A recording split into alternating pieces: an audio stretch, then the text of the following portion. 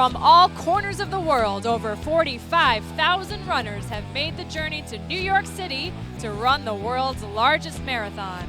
They've put in months of training and have finally made it here to the Big Apple to make their marathon dreams come true. New York City welcomes them with the fanfare of the opening ceremonies, a celebration of the diversity of this race and the diversity of this city. Each runner comes dressed in the colors of their country, but we are united by the spirit of the marathon.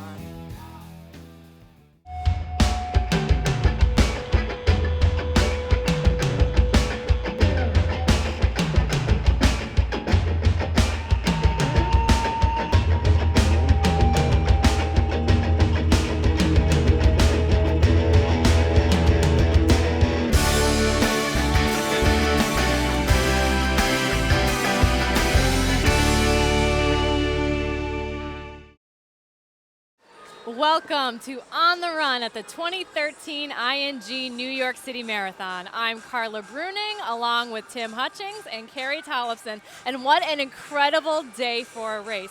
We have some of the 50,000 runners crossing the finish line just behind us, but a really pair of dominating performances on the professional side. Yeah, I mean, you don't want to say it was predictable, but it was predictable. We expected Priska Jepto and we expected Geoffrey Mutai to win the races, and sure enough they did. Not in the fashion we expected. I mean, both races were very strange races in pretty good running conditions, bit of a headwind, but actually the winning times were not quick by world standards. We just had very entertaining races unfolding. Yeah, you know what? We were really anticipating to see how Bujanisteva finished. She came in second, but had a 2.5-minute lead through 17, 18 miles. So, wow, was she crazy fast today. But she said, she actually tweeted and said she went right by her race plan, and she was really thrilled with how it went. So, really exciting day out there. Well, it was really exciting to watch both of those finishes here in Central Park, but I also had a chance to see some of the runners that we've been following all week cross the finish line. And one of them, Alex Wilson from Team One Spirit, was so excited, it almost made me a little teary-eyed to see it. Before we go to that, let's take a look at how Marathon Week started.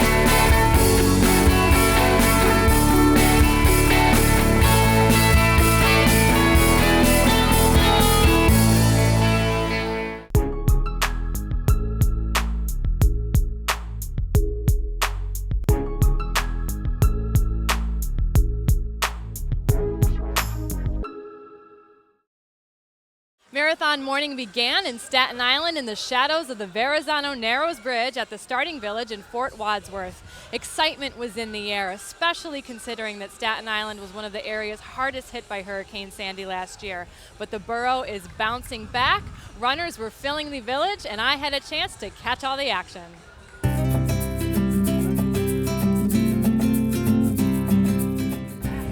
Staten Island at Fort Wadsworth in the shadow of the Verrazano Narrows Bridge, the starting village population balloons to 50,000 people on race morning, between volunteers, media, race officials, and of course, runners. Let's catch up with a few of them before the start.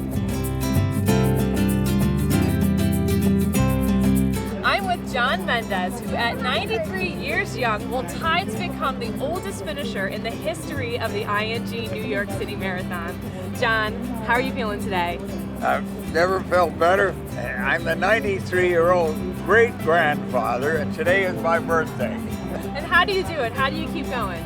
You put one foot in front of the other, and you say, you go for it. I look forward to it. And you know, people ask me, how do I account for my good health and longevity? And I tell them, of course, a quart of whiskey a day and a good woman named Irene in the reverse order. Now, you've run this course before. What's your favorite part? The finish line. Well, it is so nice to meet you, and have a wonderful race out there today. Thank you so much. I'm chatting with Bill Rancic, who is running for Timex. Bill, tell me about what you're doing today. Well, I am starting the race dead last, so I'm running the marathon but with a twist. So I'm the last one to go off, and then every one I pass, Timex is going to be donating $1 to my wife's breast cancer charity. So if you see me on the course, let me pass you. It's for a good cause. Now, you've never run the ING New York City Marathon before. This is your first time. What are you looking forward to? I just look forward to just seeing all the people and seeing the boroughs and crossing the finish line. Well, good luck. Yeah. Have a great race. Thank you very much. I'll see you at the finish line, I hope. Of course. Thank you.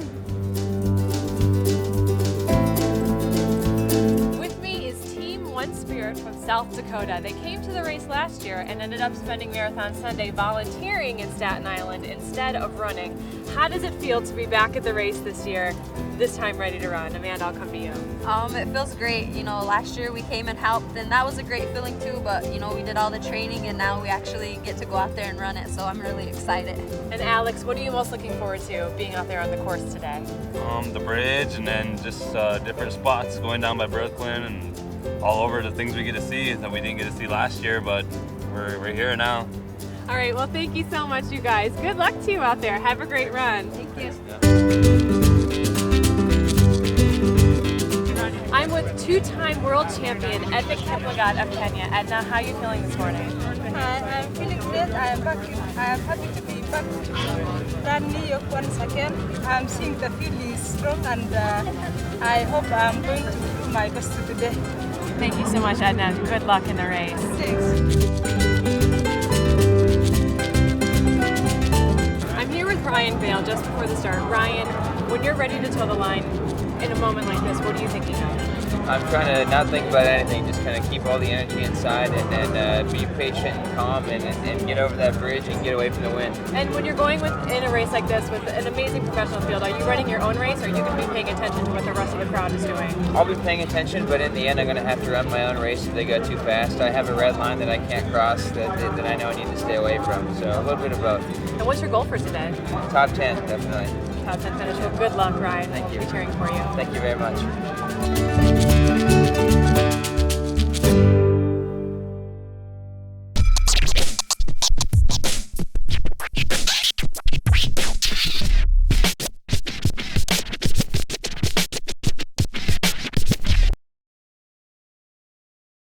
From the start in Staten Island to the finish here in Central Park, it was a pair of really great races on the professional side.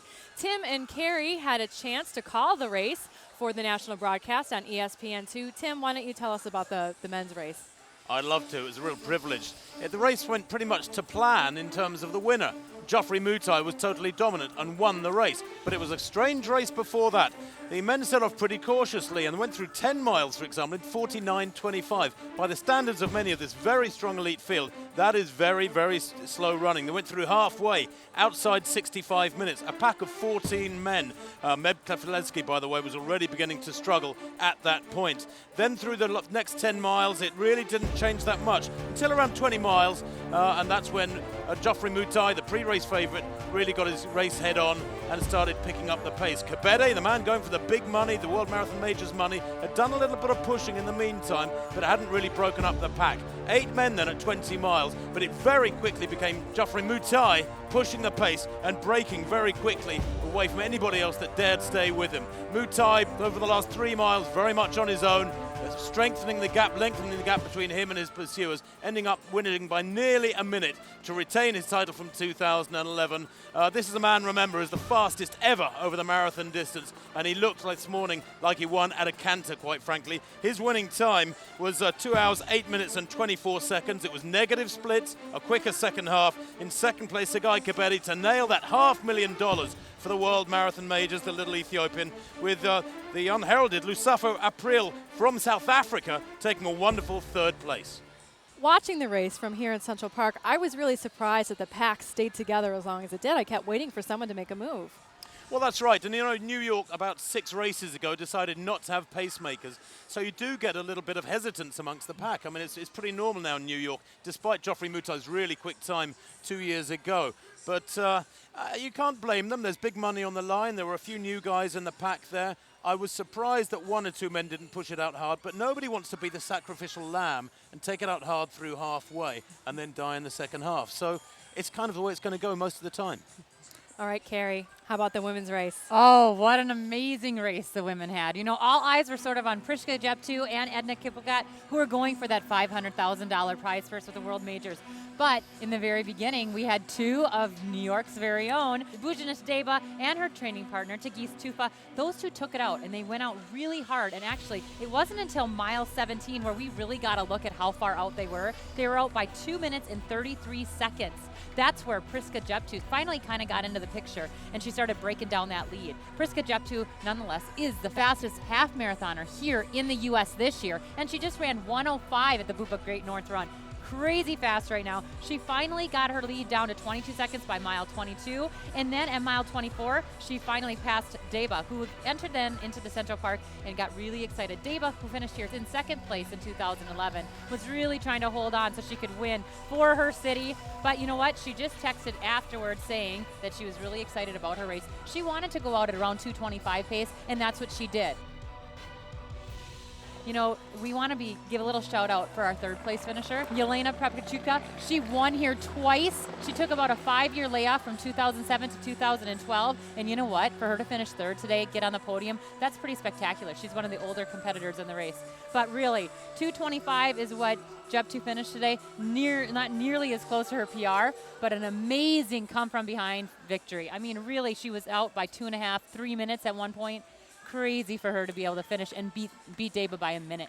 Well, the crowd here in Central Park was certainly cheering for Deba. They know that she's a hometown girl, and as they watched Priska Jeptu reel her in, there was a little bit of heartbreak here, but by the time Jeptu came through, everyone was really excited. That was just a really spectacular performance in the end. And it was really pretty scary at one point because Deba actually was having some stomach issues, and we could see that on camera. And for her to kind of regroup and to be able to finish as strong as she did really shows you the competitor that she is. So New York really should be happy with her performance, and I know she is as well. Tim, any final thoughts about the professional races? Only that on the men's side, you know, there are a couple of guys in the top 4 that are not familiar names at world-class level. It's great to see guys making a breakthrough, but here's something that really does underline the quality of that men's race. The world and Olympic champion finished in 12th place. Stephen Kiprotich of Uganda just couldn't find his racing legs today, and I really do think that it was maybe a bit tougher out there with the headwind than we realized sitting in a warm studio here near the finish line. Well, Mutai and Jeptu were certainly favorites coming into the race, but no one can ever predict how things are going to unfold. I had a chance to talk with a surprise 3rd place finisher, Lucifo April of South Africa. I'm with Lucifo April, the 3rd place finisher in the men's race. How was your run today? My run was fine. I'm happy with it, even though I think I could have run better, you know. After 36 Ks, I started cramping, so I just tried to maintain the position, of which I'm happy with 3rd place. And it's my first time in New York, and thanks to everyone in New York. Well, congratulations, and thanks for talking to us. Pleasure. It's always exciting to see a runner like April break through in a big race like New York. Stay tuned. Coming up next, we'll catch up with the One Spirit runners, along with some of the charity entrants and teams from around the world that have come to Run as One in New York. Run with the team instead of a gang. Run so fast food can't catch you. Run to accelerate in the classroom. Run to turn dead ends into open roads. Run to be a success story, not a statistic. New York Roadrunners free running programs move kids forward and help foster healthy communities. To donate or learn more, visit nyrr.org or call toll-free 855-NYRR-RUN. Welcome back to On the Run at the 2013 ING New York City Marathon. We've been following the story of the One Spirit runners for a year now, and we finally got the chance to see them cross the finish line here in New York. I'm with Alex Wilson from Team One Spirit in South Dakota. Alex, how was your run? Amazing. I just loved it, and the sights, everything, and I thought of everybody back home and the reason we're running, and I thought of my babies when I was running, and everything just kept pushing me every little minute. never let myself down once, and I kept going, and felt like my legs didn't want to stop. My legs were pushing me. I was just loving the whole race. Well, congratulations, Alex.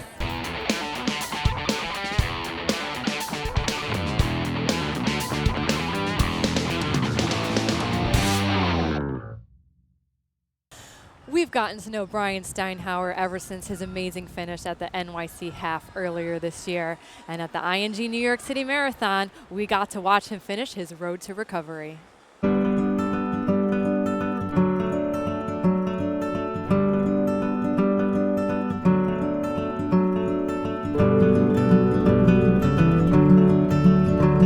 I'm with Brian Steinhauer, the founder of Minds Over Matter. How do you feel? I felt great.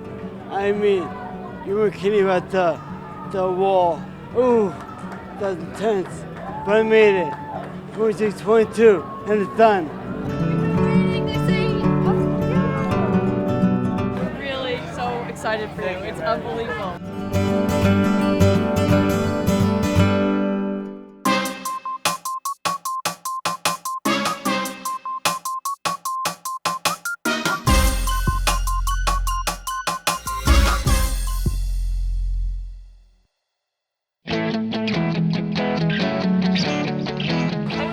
Cassidy. He's a local New York runner who lives in Staten Island. He won the Staten Island Half. I got to run the last 2 miles with Meb. He's my hero, and to see him battle out the last 2.5 miles, even when he wasn't having his best day, he could have easily dropped out, but instead he was telling me, come on, let's finish this together. Let's do this for New York, let's do it for Boston, let's do it for the sport.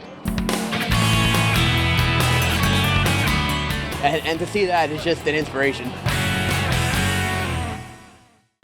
There's a group of teams from all over the world who have come together to run and celebrate here in New York. We followed one of them from Copenhagen, Denmark to the finish line here in Central Park.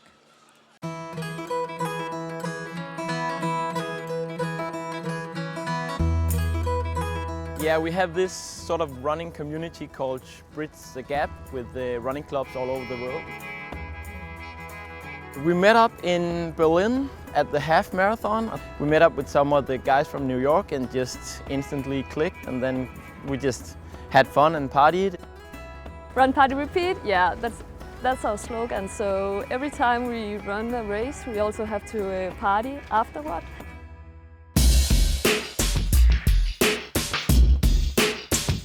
Today we met up with all the other running crews for a 5K shakeout run. People are so sweet and take so good care of us and are so open.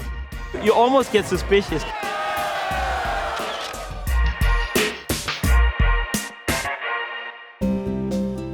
It's a bunch of different individuals from around the globe really that have all come out together to collectively run this one race, which is the New York City Marathon. There's no other place in the world that I'd rather do a marathon than in the States, because the crowd, they make you feel like you're a world-class athlete. There are thousands of volunteer and staff who make the New York City Marathon what it is, but one group of workers spend a tireless night painting the blue line that lines the marathon course from Staten Island all the way to Central Park. You would tell somebody what your job was. Oh, we paint the blue line for the marathon. I come every year to do this. Like, who gets to do this stuff? Blue line is there for the runners to follow. The blue line will guide them home all the way to the finish line in Central Park. Fred LeBeau would hang out on the back of this very truck here, telling the drivers to make sure they got the tangents just right. It's always a special part of the marathon to get out here late at night with all these great guys. So how does this work? When we get in Central Park, we're going to add a yellow line to honor our Boston friends. We take a little tiny bit of that blue paint at the finish line to get our stripe. There's number 6. It's this thing called a marathon. Pops up, and then it disappears. Tonight, we painted the city blue. Boom, up, down, gone.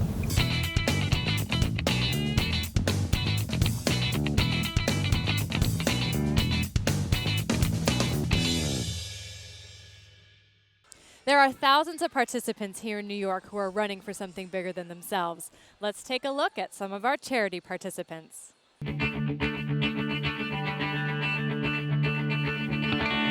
At New York Roadrunners, with the New York City Marathon, we have over 324 charities participating officially in the marathon this year. But at the end of the day, there's many other charities who have runners who are raising money through the marathon. And we're really excited to have people put some extra meaning to their miles by raising money for a charity that they truly care about. Team for Kids is a great program that we have at New York Roadrunners, and with Team for Kids, we have a group of committed adult runners who raise money to support our youth and community services program. I like running with Team for Kids because running has been a tool that I've used to change my life and to regain control of who I am. And so I want to give that gift back to the kids that benefit from all the fundraising that Team for Kids provides. In addition to the marathon and the races that New York Roadrunners puts on throughout the year, we serve over 200,000 kids throughout New York City and the country with free and low-cost running programs. So it's really about helping kids set goals, achieve those goals, and realizing that through running they can learn a lot that's going to help them in other parts of their lives as well.